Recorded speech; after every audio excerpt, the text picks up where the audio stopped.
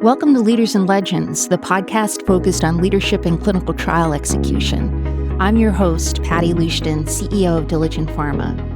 In each episode, we'll get to know the individuals who are driving change and influencing the direction of our industry. Whether you're a seasoned executive yourself, an emerging leader, or simply passionate about clinical trials like I am, join us as we discuss our industry's most pressing challenges, the future of clinical trials, and hear insights and advice from the leaders who are moving our industry forward. Ken, welcome back to the podcast. Thank you. Happy to be back.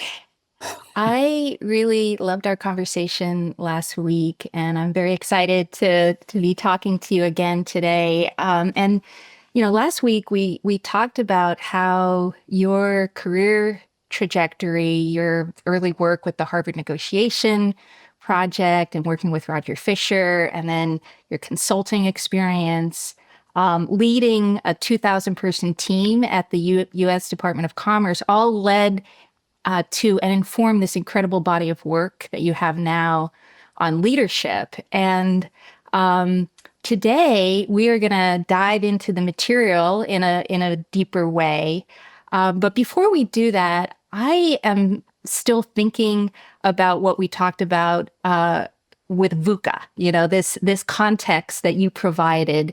And I think that that's a good place to start. And for our listeners, this is part 2 of a 2-part interview with Ken Hyatt, and encourage everybody to listen to the first episode if you haven't done so. But is that okay with you, Ken? If we start with this big sort of kind of contextualizing this work by talking about VUCA? Yeah, and as I said Friday or last week, this concept of VUCA, volatile, uncertain, complex, and ambiguous, was developed by the Army War College in 1987 is when it first began to be used after the fall of the Soviet Union. And it was used to describe a more complex, a more difficult world.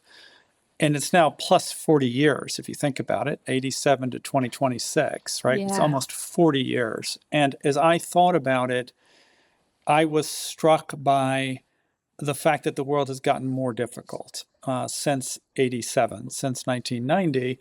And then I just ticked through each of them, the V, the U, the C, the A, and then added what I thought were additional levels of complexity. So from volatile, the unexpected, to speed, velocity. From just being uncertain to really a world now where I think a lot of people feel unsafe, and a lot of people are untrusting of institutions of the world, of the rules, from simply complex to now chaotic, right? Things happening, and then it appears to be things are out of control.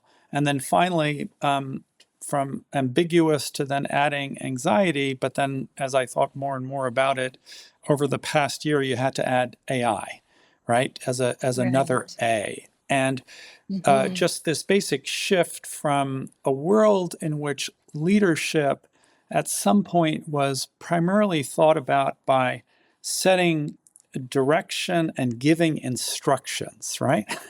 Charismatic leadership, visionary leadership, and that this new set of conditions leads us to need to rethink what are the practices of great leadership? What are the practices that people need to have? And again, I think I mentioned, but I use the word practice deliberately, right? As opposed to skills or opposed to competences. For me, the word practice is something I was searching for to say it's almost habits, right? What are the habits people have? What do people need to do week after week, day after day, hour after hour, that are really like deeply embedded in who they are as leaders? Because that's what actually makes a difference. Because again, in a very complicated, very fast, very challenging world, if you don't do these things over and over and they aren't sort of ingrained a bit, then I just don't think they manifest when you need them most, right? Because something happens and you get angry or you get frustrated, or something happens that people don't understand, and it's so easy for people to get knocked off balance. And that was, again, why, for me, I thought it was good to think about practices. And then Yeah, I that makes organized these practices. it makes a lot of sense, and I agree. You can't separate what is happening externally in the world and our environment from your day to day and how you are showing up as a leader. And I also like this framing of practice because it kind of it kind of gives you the sense that you this is a journey, right? That you Correct. actually have to keep working at, right? It's like, oh, I took Ken's course and now boom, I'm done. I'm a great leader now. You have to work at it every day. And I've talked about this on this podcast with CEOs who have said I'm still learning, and Absolutely. it's yeah. Um, Well, and I yeah, I think that love that. really, for me, there's a like an underlying, and you just said the words. I think that this journey of leadership has to be characterized by a learning journey, right? Because if you think about it, if the world is more complex and the world is more ambiguous, and we don't fully know, as an example, how AI will transform our world, the stance has to be to learn, right? I have to be Mm. learning. And if it's interacting with different people or interacting with my customer or interacting with vendors and the the supply chain shift globally in ways we haven't expected. I have to be learning, and I have to be aware of the beliefs and assumptions I have that maybe have been very effective, right? And got me where I'm going or got me to where I am, but I have to be aware of them and keep learning. And I just think that's sort of a core principle in this world to be successful. Yeah. And when your situation is so dynamic, I would imagine that adaptability is also sort of a core you know, principle too, right? Yeah, You need to be able to shift and flex um, and I think your model provides the framework very, very beautifully for that. And thank you. so I wonder if we could get into the model a bit. And I know we're going to focus on two of the three aspects of what you've put together. But yeah, let's dive in on the leading self, and I'll let you introduce that. Well, I think as I said, I organized this to start with self, right? And to start with how do I carry myself as a leader to promote the clearest thinking when I need it. All right, the Hmm. clearest thinking when I need it. And it's on some people, on some level, if my inner landscape is not regulated, if I'm too tired, if I'm not thinking and reflecting, I end up not seeing a very complicated world as clearly as I might. And so that's sort of where it started. And we had these three, I talked about the reflective leader, the regulated leader, and the refreshed leader as these three R's. And I sometimes joke, we're taught in school the three R's: reading, arithmetic, and writing. And Yes. I do think that some of these other R's need to be embedded more explicitly in our education somewhere. And so, of course, reflecting is, if you go to a good school, that is something that is embedded. How do you sort of think clearly and critically? But at least in my experience, I've not, I never had people teach me to regulate my nervous system. I never heard people mention my nervous system. And where I worked all my life, people were focused on getting stuff done. People were much less focused on, are you taking care of yourself, right? So both the regulate and the refresh, I do think are sort of core effective practices for leaders. Yeah, I'm curious because I know you coach CEOs and you work with leaders. Um, do you think that this um, sort of checking in with your inner landscape, is this becoming a bit more of the norm now? Of course, when we were growing up, like you Yeah. said, it just wasn't part of what we learned or wasn't discussed. But has this all of a sudden shifted, or I mean, what do you think? it feels to me like it is, I wouldn't call it the norm, but it is entering the leadership thinking, coaching, literature, Harvard Business Review. Not to suggest Hmm. that the Harvard Business Review is a barometer, but it is a bit of a barometer on sort Yeah. of thinking. And I think if you go back 10, 15 years, you're going to see much less on how do you regulate your nervous system? How do you take care of yourself? I looked pretty closely over the last couple of years, and both have come more than they were a while ago. So I think, I think it's becoming more people are paying attention to it because I think it at a foundational level, people recognize that that's important. Now, maybe I should even just say more about. There's uh, a guy named Alan Watkins, and I recommend to people um, the Alan Watkins, and it's sourced here Mm. about performance. And he talks about performance. You can go to YouTube and look for Coherence by Alan Watkins. And I saw this sort of just very simple 2 by 2 matrix, which looked at one's nervous system and how activated or relaxed one was, and whether one had negative or positive emotions. And some people have pushed that thinking to uncomfortable emotions. But the Mm. essential point was if you were on the right side, if there was people were feeling anxious, angry, frustrated, apathetic, indifferent, inattentive, their performance, they performed less well and they had less cognitive skill.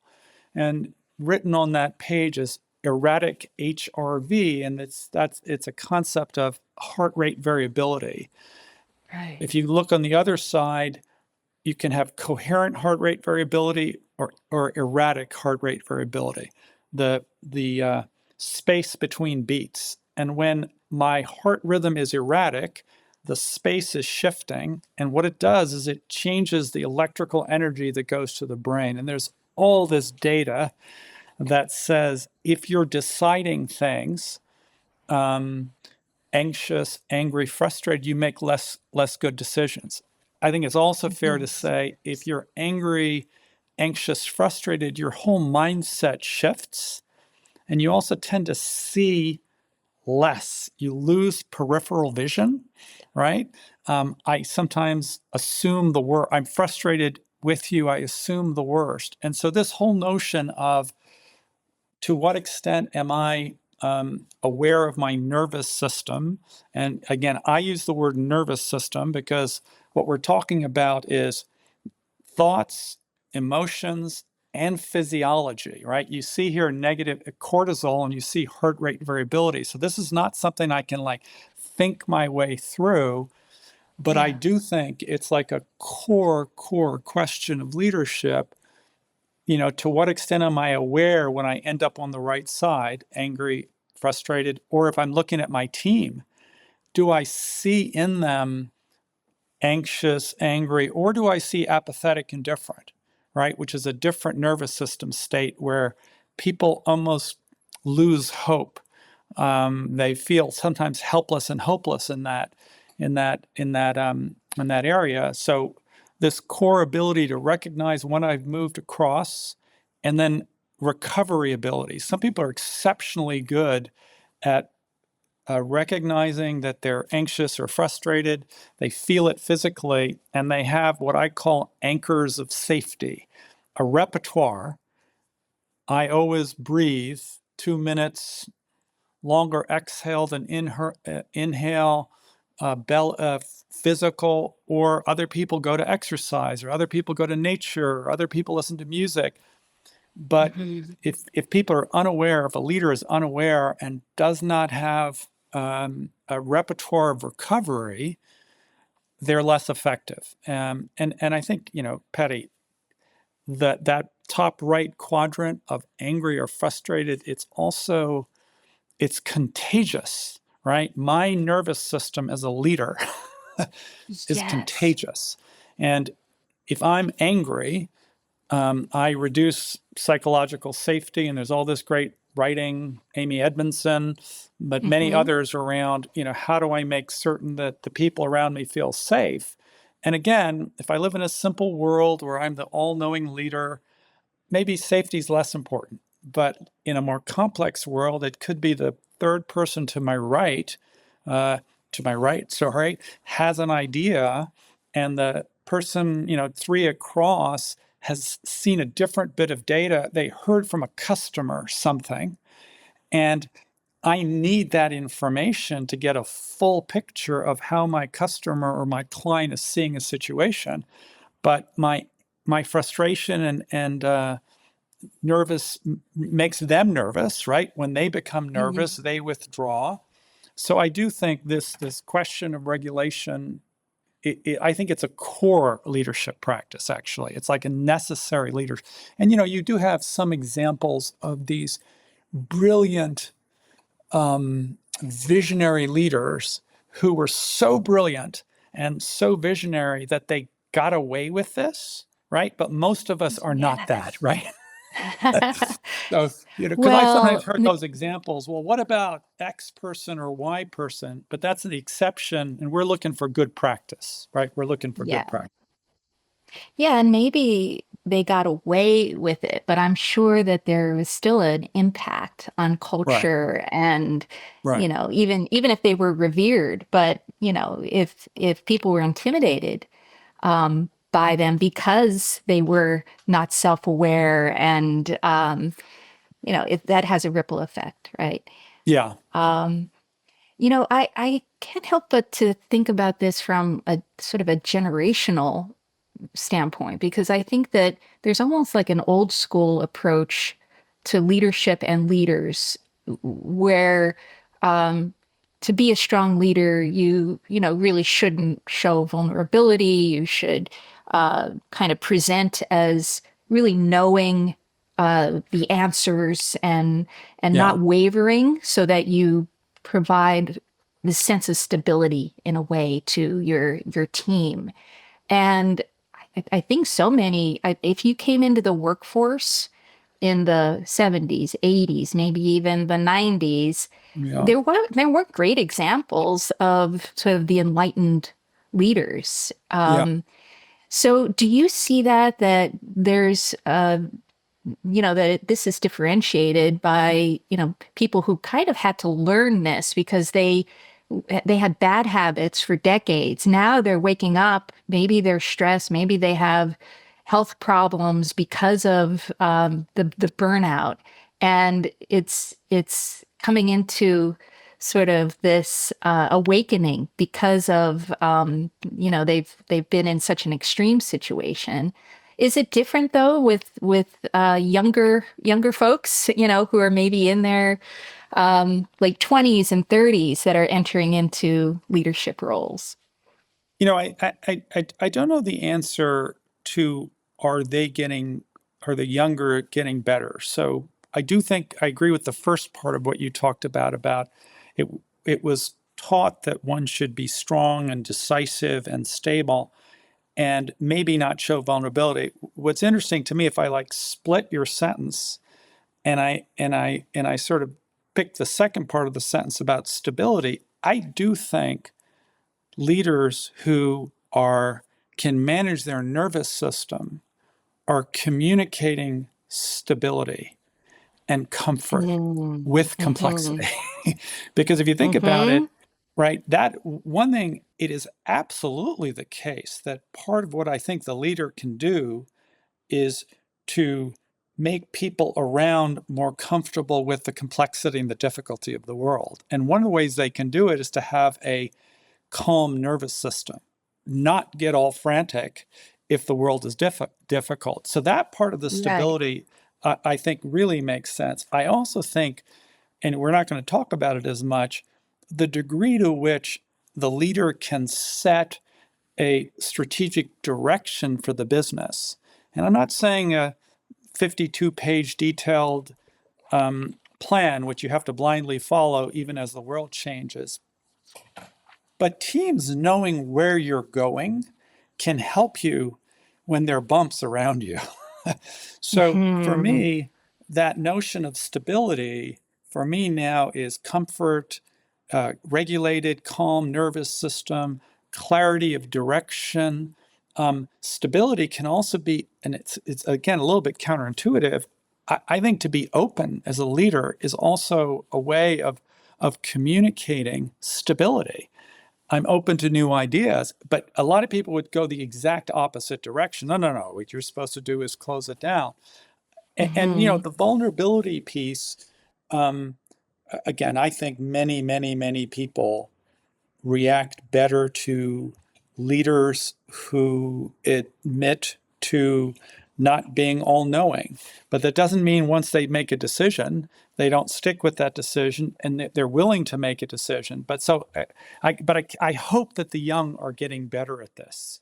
Um, well, but it's another example is if you manage this new generation the way you managed our generation, you're going to have difficulty, right? Because the new people Yes. coming into the workforce have a completely different set of, or some have different sets of objectives, different views about work, different work life balance views, and if you are not sensitive to those, you're going to be less effective, I think, with the newer generation as they come in.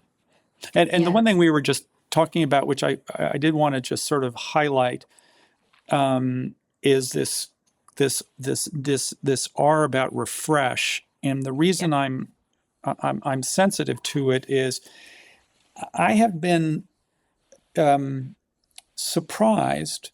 Actually, maybe not surprised. Maybe that's not accurate. I have been told by many leaders that they no one works or coaches them or talks to them about how they take care of themselves, right? And so this sort of leader, the lonely leader who needs to show strength, um, and therefore takes everything onto themselves, right? All the burdens of the business, and does not have as a foundational practice, I need to take care of myself. And no one else Yes. is going to do as good a job with it. And when I started down this path, I tried to make the argument, you need to take care of yourself because if you don't, you'll burn out and it's not very healthy. And people said, I get you can, but the pressures of today are too big. I don't care. I'll deal with that in the future. So it led me then to switch the argument from you'll burn out, you'll be unhealthy, which is not great, to a more immediate issue, which is this concept of cognitive reserve. And I don't remember where I read about it, but Mm. the basic notion of cognitive reserve, and I have just a slide which I can put up to show it, is basically the it's defined as the ability and available mental resources to improvise and adapt and deal with the unexpected. And it's basically, do you bring your best cognitive ability when it matters most? And so this notion of cognitive reserve is, it's a challenge to people who are in leadership positions. Are you confident that when you need your absolute best cognitive thinking, the sharpest you can possibly be, do you believe it's there? And the argument is if you don't, and these practices underneath it, eat well, exercise regularly, get sufficient sleep, and the data is sufficient sleep really has to be around 7. Mm. Hmm. There's like this really small percentage of people who can be great but it's like a really, really small percentage. I don't think for leaders you need to worry about challenging your brain. the importance of social connection and staying connected informally, and then manage your stress, right? And that's, that box that I showed you a minute ago, the Ellen Watkins. I occasionally ask people, where are you in a work day? Where are you on a work day? What percentage of your time at work? Where are you? And the argument is, if all of my time is spent in the angry, frustrated, all these people disappointing me, etc., that burns energy out of you and life out of you and cognitive reserve out of you. So this notion of, do people pay attention to this? Do people spend enough time on this? And there was an article in September of 24 in the Harvard Business Review, which again was a self-care checklist for leaders. And it just started with saying leaders need to also be compassionate and pay attention to themselves, and reasserted many of these things. Many of these things are on there. And they even talked about a body budget. If you gave yourself like a 1 to 5 rating on sleep, exercise, and diet at home Mhm. and on the road, right? And Mhm. anyone watching this can give themselves a 1 to 5, right? Sleep, diet, exercise, just those three at home and on the road. And if you do that, how do you do? And if you make just a little improvement, my current improvement is I have eliminated a number of I'm eating a more plant-based diet. I'm not eating a pure plant-based diet, right? Small Mhm. steps going forward. Had a birthday last week and I had a steak, which is not a plant-based diet. Happy But birthday. thank you very much. But again, I think this is an enormously important slide or concept that people spend some time thinking about this. I think it's extremely important as well. Um, I know so many leaders. I'm in CEO groups, and I kind of get the sense that many people just try to transcend what's happening in their with their physical bodies. With if they're Yeah, tired, they drink more coffee. At the end of the day, they're stressed, they have a glass of wine. They just yeah, really try to push through. And and there's a cost to that, obviously, yeah, And so I think just like we all got better when we, with the Apple Watches and being able to track your heart rate and your stress yeah, level and your sleep, we've all got better at it. So this is the same thing, shining a light on what we all need to do to, increase this cognitive reserve. I think even being aware, I think yeah.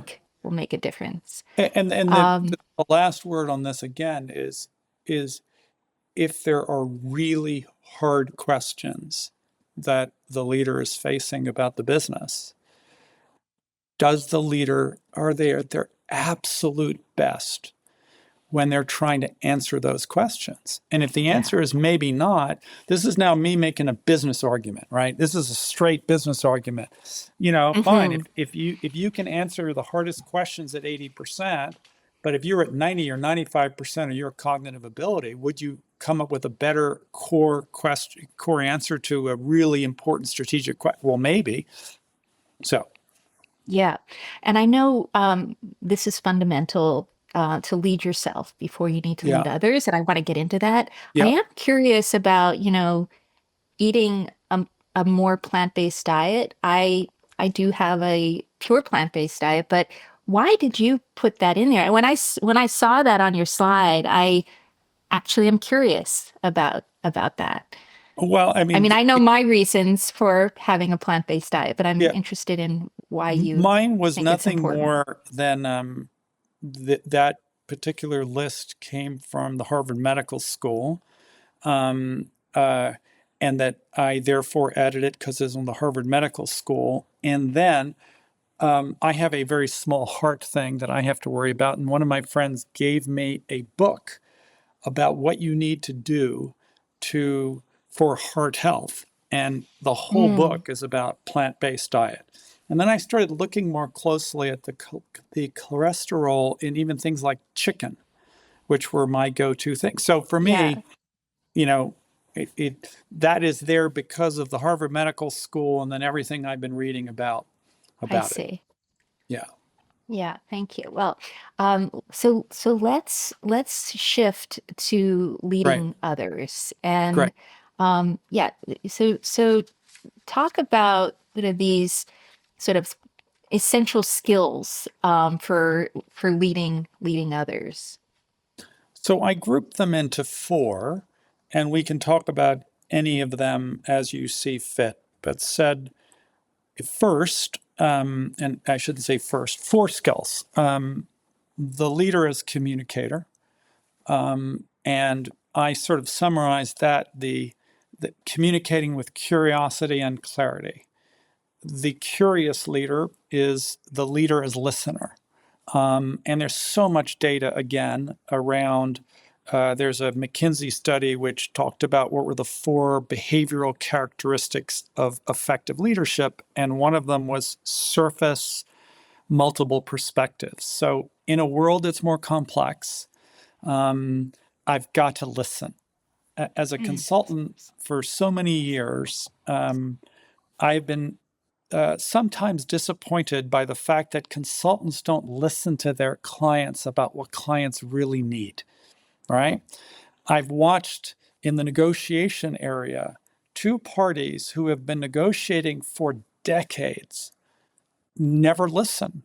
And so this sort of core leader is listener, right? The leader is Mm. listener, both to get new perspectives, to make people feel heard, but sort of point number one. Point number two on the communication piece is the degree to which the leader is very deliberate about how clear one is as they communicate.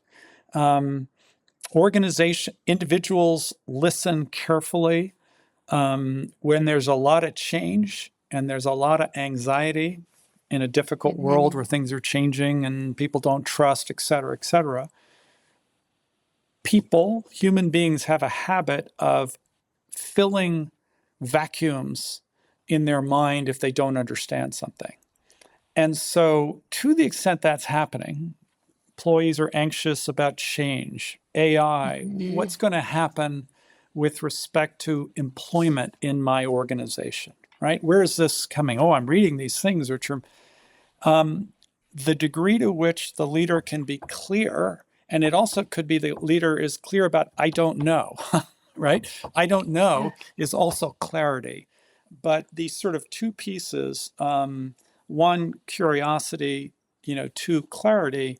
And then the other thing I would say on the communication piece is, and maybe a more subtle point is, in a complicated world with multiple perspectives, I think part of the leader's job is to enrich the understanding of a situation, the group's understanding of a situation, right?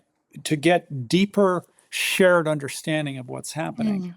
And it's a Mm. slightly different purpose of communication to deepen understanding than to reach a conclusion, than to reach a solution. And so, this again for me is very precise thinking as the leader communicates. How much am I listening? Am I making people feel heard? If I'm now speaking, is my purpose to persuade them? Is my purpose to deepen their understanding?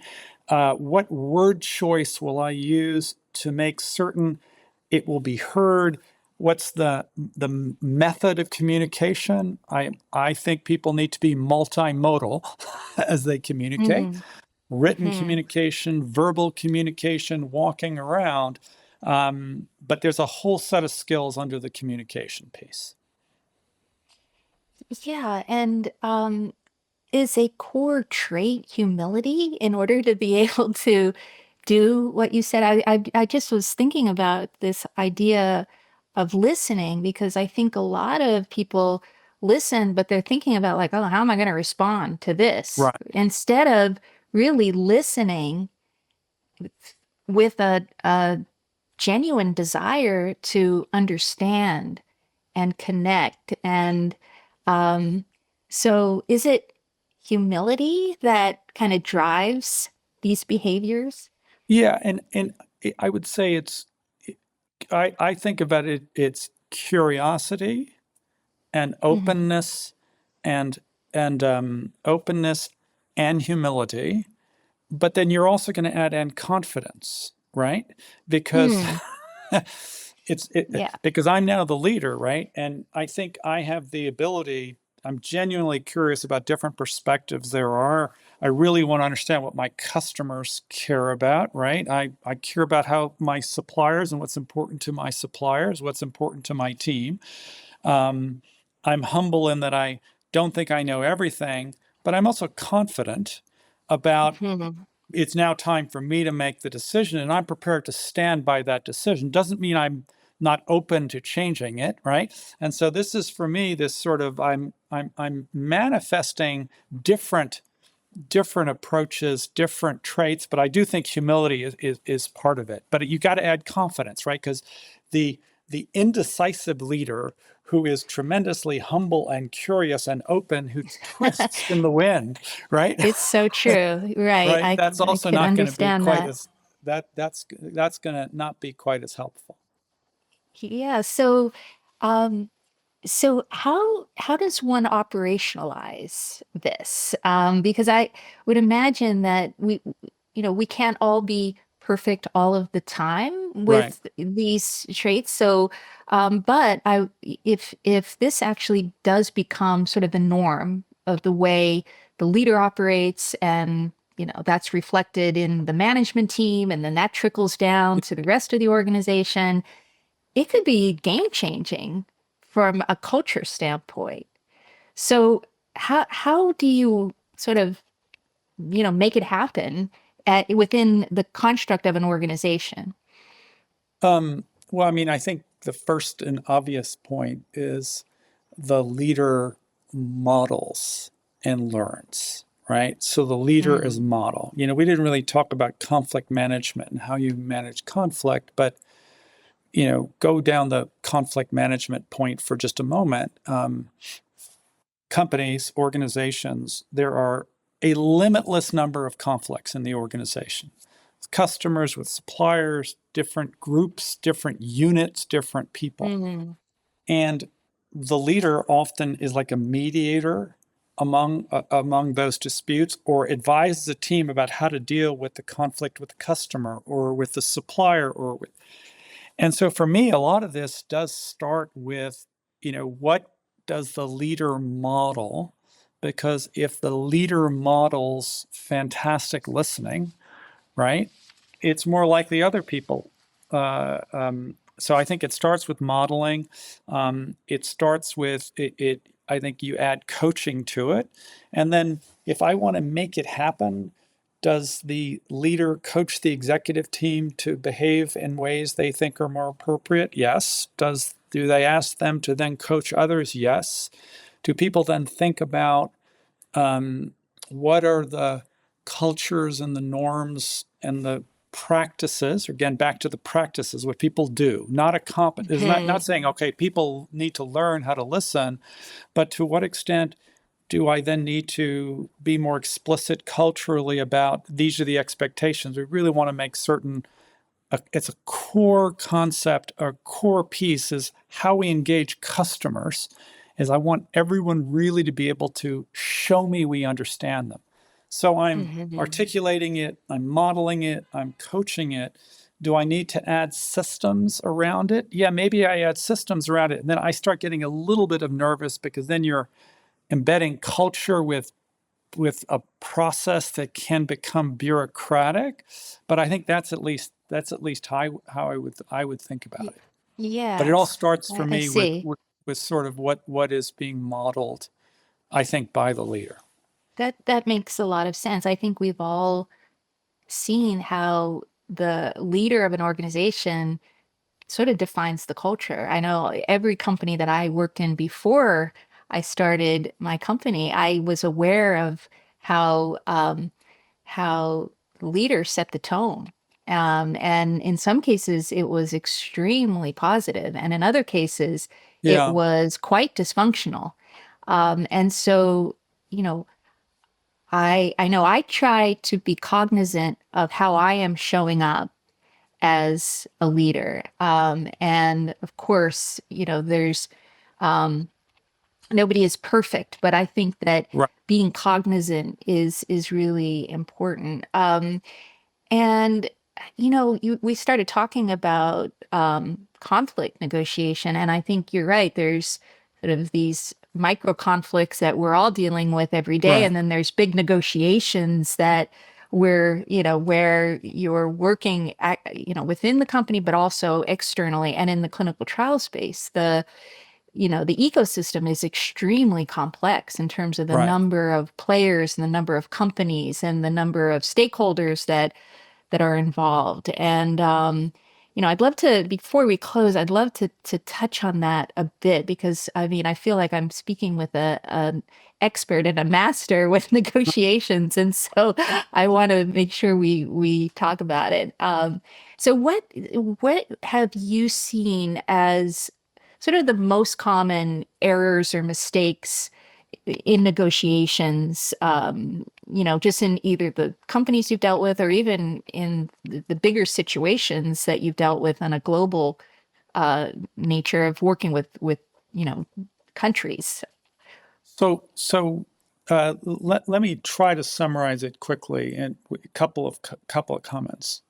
I guess the most simple is that, and this goes back all the way to getting to yes, that as you and I have a dispute about substance, we're negotiating price, we're negotiating terms, whatever it is, whatever the substance is that we, and I have a picture that maybe will help with this, is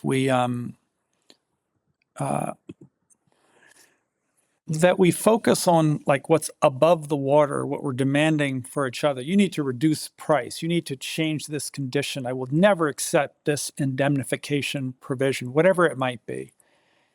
And underneath those buzzwords of negotiation are all kinds of concerns, fears, hopes, goals, sometimes beliefs or assumptions. And that the negotiators, the fight is above the water when the parties somehow need to get what they really care about.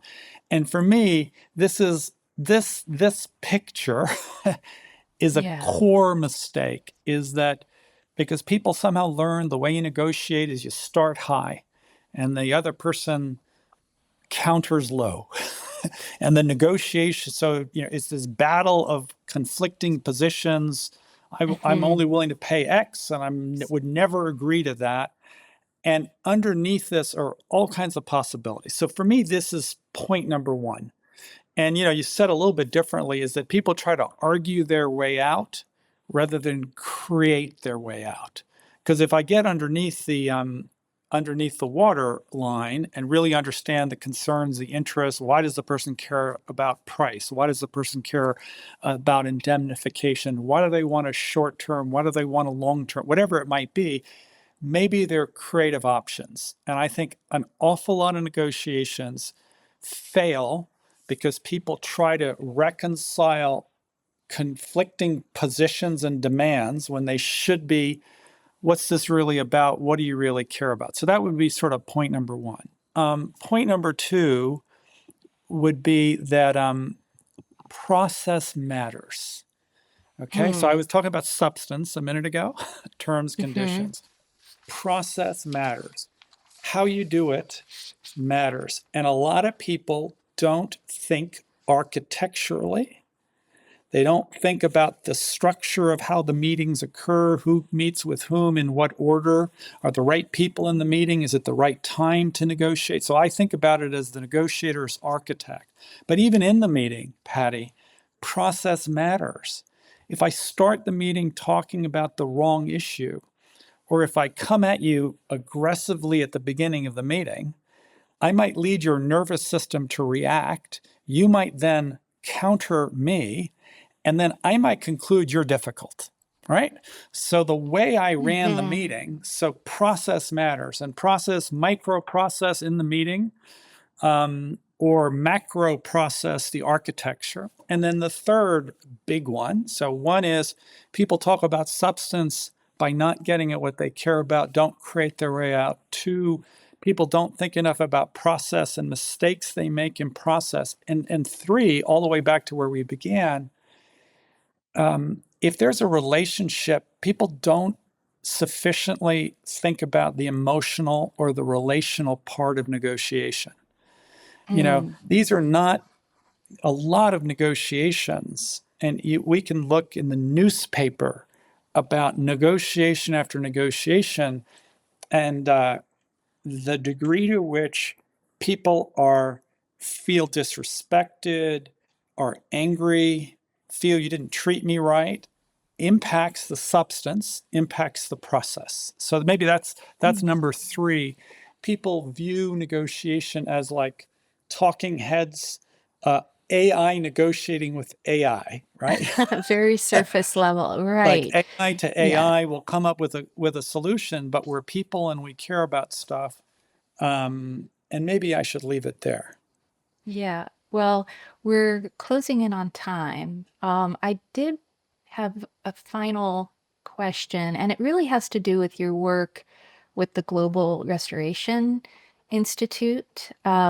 And all of these, everything we talked about, which I consider to be sort of best practices or leading practices, they're not necessarily showing up or being modeled right now by world leaders. Let's put it that way. And I'm very curious, just from a personal standpoint, um, how do you remain optimistic and do the work that's required, the hard work that's required with the Global Restoration Mm. Institute, given just the challenges in our world today? And just how do you not get sort of almost demotivated by what we're seeing in the world? So I guess I would answer it in a couple ways. One is I wouldn't, I would say I'm hopeful. I'm not optimistic. All right. Okay. Hopeful. Right. And for me, it is different because hopeful has a view. There's a lot that has to be done, but I hope, and I do believe that if we can do things differently, we can get to a very different place. But it's a little bit different than optimistic. If we look at the world Yes. on today, right? As we're sitting in March of 2026, when I don't know when this will be broadcast, right? But today, I mean, we're Yeah. in the midst of a lot of stuff, which is doesn't lead to one to be optimistic. And so that would be one comment. The other comment I would have is I have a deep belief in our goodness, right? In the goodness of humanity. I have a Yeah. deep core belief in that. And I also have a belief back to the core of the Global Restoration Institute that because we don't know how to deal with the wounds of the past, we keep hurting each other. And if, in fact, we were better at dealing with the wounds, if we put more attention on the trauma and the wounds of society, and we got better at that, and Yeah. we brought attention to that can make a difference. So I sort of sit hopeful, I sit committed, a deep belief in our inherent goodness, and a hope that if we focus on what hurts us and how we've hurt each other, and bring some rigor to that, that it sets some opportunities. And the last thing I would say, and just then I will stop here. And I mentioned this in the last one. I've been fascinated by when you talk about the world, if you talk about the future, the present, or the past, right? And how important it is to Yeah. be thoughtful about that. In almost every tough conflict I've worked, and I've worked some of the toughest conflicts, when you ask people to talk about their North Star, what their hopes and their dreams are, you find fantastic alignment, right? Literally Mm. fantastic alignment while the parties are in a war situation with each other. And so part of my sort of belief in the goodness of humanity is that at the end of the day, I think when I met the people in conflict, they're shared visions that many of them have, but that means you got to get the conversation out there, and you got to be skillful about how do you talk about what's possible, and how do you talk about the past, and how do you talk about the current. So optimistic, I don't know, hopeful, yes, committed, yes. Well, I think that's a great way to end this conversation. And I just want to say, Ken, we've known each other for a few years now, and I feel like I always learn from you. And Right. I really appreciate you taking the time to talk with me today. So thank you.